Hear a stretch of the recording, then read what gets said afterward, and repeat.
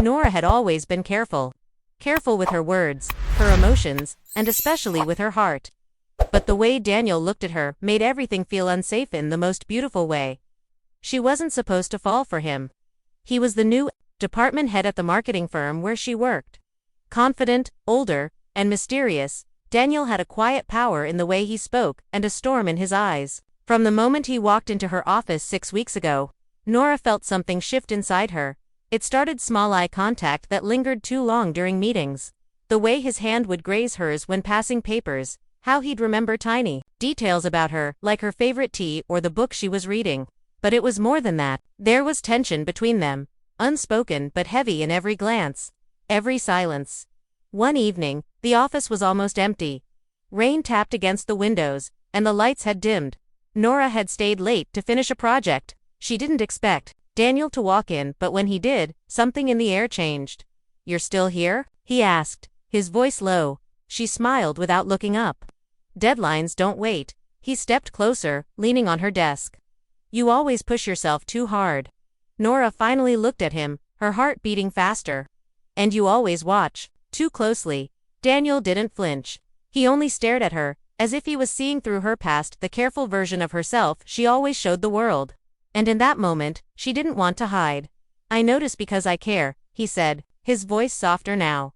Her eyes searched his. Care as a boss, or something else? Silence wrapped around them. Daniel took a breath. "I think you already know the answer." And maybe she did. Maybe she had always known. Because her body leaned toward him without her realizing, and the space between them grew thinner. She stood slowly, facing him. The air buzzed with electricity. "If I show you who I really am," Nora whispered, "I won't hold back." His eyes darkened, but his voice was steady. "Then show me." Her hands trembled, but her soul was steady. For once, she wasn't hiding. She let him see her every fear, every want, every piece of her heart she had kept locked away. And Daniel stepped forward.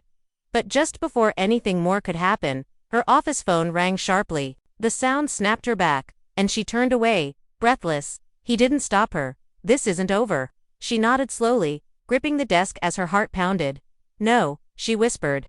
"It's only just begun." "No," she whispered. "It's only just begun." Those words echoed in Nora's mind the entire ride home. She didn't even remember driving, just the sound of Daniel's voice, the heat in his eyes, and the promise they'd left hanging in the air. By the time she got home, her hands were still shaking. She poured herself a glass of water and stood at the window, staring at the rain. She couldn't believe how quickly the lines had blurred. It had only been 6 weeks since Daniel started at the firm, but she had felt something from the very first day. The next morning, she didn't know what to expect. She wore her soft blue blouse, the one that made her feel like herself. No armor, no walls. If she was going to face Daniel, she wanted to do it without hiding. When she walked into the office, he was already there, alone, waiting. Their eyes met instantly. "Can we talk?" he asked quietly. She nodded. They stepped into his office, and the door clicked shut behind them. Daniel didn't speak at first. He just looked at her like she was made of something rare and breakable. Then he walked over and gently brushed a loose strand of hair behind her ear. "You scare me," he said honestly. Nora's brows lifted. "Why?" "Because I haven't felt like this in a long time. And I didn't expect to feel it with you." She swallowed hard. "Then don't run from it." His hand found hers, slowly, like he was afraid she might pull away. But she didn't. She gripped it tighter. "I'm not afraid of how I feel," she said. "I'm afraid of losing the chance to feel it fully." Daniel leaned closer, his breath warm against her cheek. "Then don't hold back." "I'm not," she whispered, and this time, when their lips finally met, nothing interrupted them. It was slow at first, careful, as if both of them wanted to memorize the moment, how it felt to finally give in. Nora felt like time had stopped, like the air was holding its breath with her. She had kissed men before, but never like this. Never with her heart wide open. When they finally pulled away, Daniel didn't speak. He rested his forehead against hers, eyes closed. His hand was still in hers, and neither of them wanted to let go. Nora broke the silence, her voice barely a whisper. "This changes everything, doesn't it?" He nodded. "Yes, but it doesn't ruin anything, unless we let it." They both knew what he meant. Office relationships were messy, complicated, and full of risk. But what they felt wasn't something either of them could ignore anymore. And Nora didn't want to pretend. "I've spent so long protecting myself," she admitted. "But with you, I don't want to hide anymore." Daniel looked at her. "Really look, then don't." And she didn't. That afternoon, they worked like normal papers, meetings, emails, but there was something different in every glance. A silent promise. A truth only the two of them shared. Later that evening, after most of the office had emptied, again, Daniel found her in the hallway near the elevators. "Come with me," he said softly, just she hesitated only for a second before nodding. They walked to a quiet coffee shop 2 blocks away. It was small and cozy, with warm lights and soft music. The kind of place that made you feel safe. They sat in the corner booth, and for the first time, they talked without any filter. He told her about his past. How he once loved someone who chose someone else. How he built walls around himself after that. She told him about her mother's illness, how it forced her to grow up too fast, how she learned to keep people at a distance so she wouldn't get hurt. They didn't hold back. Not even once. And, when the night grew late and the streets emptied, Daniel walked her to her car. He touched her cheek gently, brushing his thumb along her skin. "I don't want to just be someone you remember," he said. "I want to be someone who stays." Nora's eyes filled with quiet emotion. "Then stay." As she drove home that night, Nora felt something she hadn't felt in years. She knew there would be challenges, gossip, fear, maybe even heartbreak. But for the first time in her life, she wasn't afraid of any of it. She had let him see who she truly was, and he had stayed. But what she didn't know was that someone else had seen everything to Dot from a distance, and they weren't happy. It was Hannah, a colleague from Nora's team. She had stayed late that night too, unnoticed behind the frosted glass conference room, finishing a report when she saw them, Nora and Daniel. The kiss, the hand-holding, the laughter. And now, she had a secret. The next morning, Nora walked into the office with a calm heart. Her chest still held the warmth of last night. Her lips still remembered Daniel's kiss. She smiled at her desk, unaware of the eyes watching her from across the room. Hannah didn't speak to her. Not at first. But Nora noticed the quiet shift, the glances, the whispered conversations with others. A strange weight started to settle in her chest. During lunch, Daniel passed by her desk casually and dropped a file in her tray. Their eyes met for a second, brief but meaningful. But Hannah saw it. Later that day, Nora found a note on her desk. No name. Just one sentence, typed out. "Careful. Not everyone wants you to be happy." She stared at it, her hands trembling. Slightly, her mind raced. Who knew? Was it a threat? A warning? By the time the day ended, she felt like her heart had returned to its guarded place. When she finally saw Daniel in the elevator, she kept her voice low. "Someone saw us," she whispered. He turned to her, his jaw tense. "Are you sure?" She handed him the note. Daniel read it in silence, then looked at her. "We'll handle it. Together." But that night, alone in her apartment, Nora couldn't sleep. She paced the floor, thinking, wondering, was this worth? It was love always followed by risk. The next morning, the air in the office was different. She walked in and sensed it instantly. Stiff smiles, silence that came too quickly when she passed. Gossip had started to grow. Daniel called her into his office. "They know," he said, calm but firm. "At least some of them do." Nora closed the door behind her and leaned against it, exhausted. "What now?" He stood and walked over, gently, cupping her face. "We don't back down. We don't pretend this isn't real." Her eyes filled with emotion. "But what if it ruins everything?" He pulled her close. "Then we build something new." Before she could answer, the door opened suddenly. It was Hannah. Her eyes flicked between them too fast for them to pretend. "Oh," she said, lips curling into a smile that didn't reach her eyes. "Sorry to interrupt." Nora stepped back, her heart pounding. Daniel stayed composed. "Do you need something?" "Hannah, I just thought you'd like to know. HR's asking questions. Something about inappropriate boundaries," she said coolly.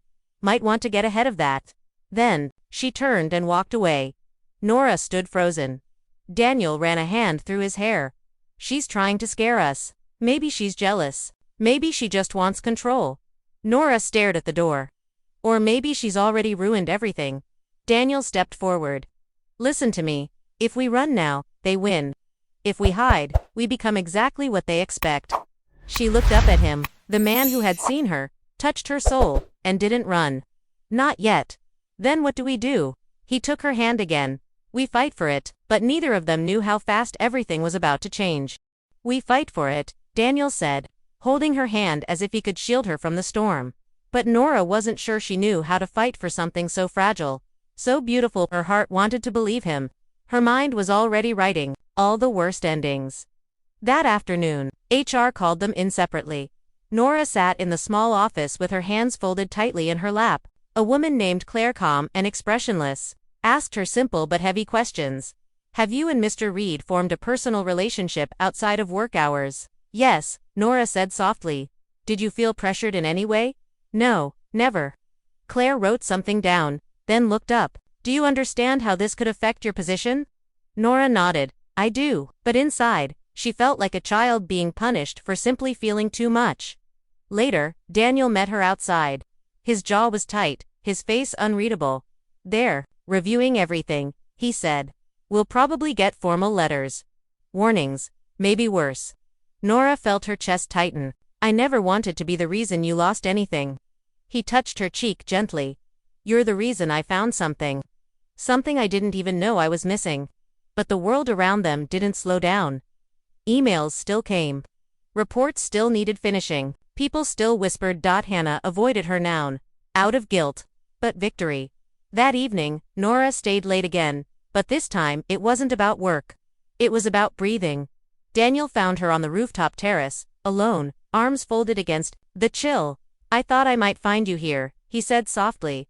She didn't turn at first. Do you think this will pass? He stepped beside her. No, but I think we'll get stronger, together. Nora turned to face him. Her eyes filled with tears she didn't want to release. I didn't plan any of this, she whispered. I didn't expect someone like you to care about someone like me. Daniel's eyes darkened with tenderness. Why wouldn't I? Because I'm not perfect. I overthink. I cry when I'm overwhelmed. I hide behind work so I don't have to feel lonely. And I've built walls around myself for years. I distract myself with goals. I've been afraid to let anyone close. His voice dropped lower. But I let you in, Nora. She reached for him then, resting her hand on his chest. She felt his heartbeat steady and real. For a long time, they stood like that. Two souls slowly healing from things they never spoke about. And even though the world below kept spinning, up on that rooftop, there was silence. Peace. Then Daniel pulled back slightly. I've been thinking about something. What is it? I want to take a step. Not away from you but toward us. Her heart skipped. What kind of step? I want to transfer departments. Move out of your chain of reporting. Make this real. Official, honest. Nora stared at him, shocked. You'd do that? I already put in the request today. Tears welled in her eyes again, but this time they were soft, warm. Daniel, I'm not giving this up. I've waited too long to feel something real again. Before she could speak, her phone buzzed. A message from HR. Her hands shook as she opened it. One line.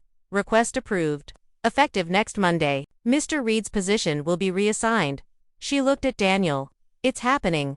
He smiled. Yes, we get a clean start. But just as they turned to head inside, Nora's phone buzzed again. A different message. One she didn't expect. Call me. It's about Hannah. It's important. Her blood ran cold. Nora stared at the message on her phone. Her fingers numb. Call me. It's about Hannah. It's important. It was from James, one of the senior analysts in their department. Someone quiet, observant, trustworthy. Daniel leaned over slightly. What is it? She showed him the screen. He read it and frowned. Call him. Nora stepped away and pressed the call button. The phone rang only once before James answered. Nora, his voice was low, urgent.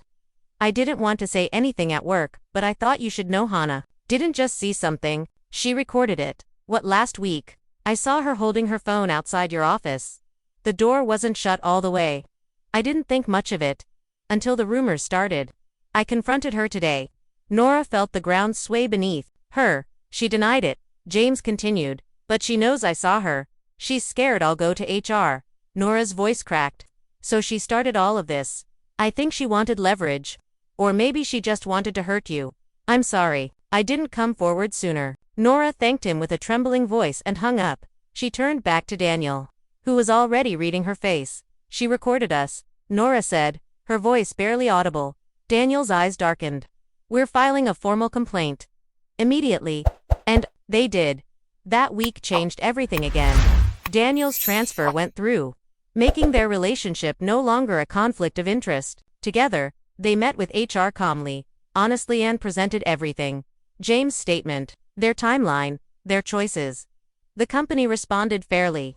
There was no punishment, only a reminder about professionalism and policy, and Hanashi was quietly moved to another department after being spoken to formally, but the emotional weight lingered. There were days Nora doubted herself, days when she questioned whether it was worth the fight. She and Daniel had chosen each other in the fire, but would their love last outside of it? The answer came one quiet Saturday morning. Nora woke up late. Sunlight poured through her bedroom windows. As she stretched, her phone buzzed with a message from Daniel. Come outside, I want to show you something. She rushed to the door, barefoot and still wearing his old hoodie, and there he was holding a small bouquet of white daisies, his hair a mess, his smile soft. I didn't bring coffee, he said, stepping forward, but I brought a promise. Nora blinked. A promise? Daniel handed her a note, folded and worn. She opened it slowly. I let you see exactly who I was, and you didn't hold back. So I promise now I won't either. Not today, not ever. Tears filled her eyes. I don't care how complicated it gets, he said. We're not perfect, but we're real. And I want to wake up beside you every morning, knowing we chose this together. She stepped into his arms, burying her face into his chest, and he held her, exactly like he had the first time, steady, safe, and completely present, because, in the end, Nora didn't regret anything. Not the late nights. Not the whispers. Not even the heartbreak of almost losing it all. Because loving Daniel meant she didn't have to hide anymore. And for once in her life, she had nothing left to fear. The end.